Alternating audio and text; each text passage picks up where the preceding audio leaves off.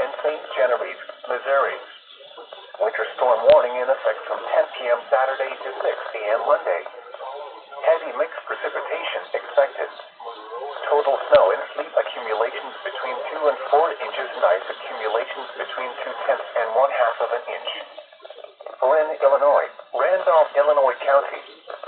In Missouri, Crawford, Missouri, Washington, Missouri, St. Francis, Missouri, and St. Genevieve, Missouri counties. From 10 p.m. Saturday to 6 p.m. Monday. Power outages and tree damage are likely due to the ice.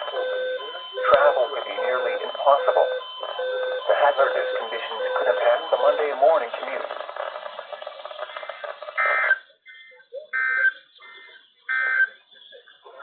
At 1 p.m. at Lambert Field, it was mostly sunny with a temperature of 35 degrees. The dew point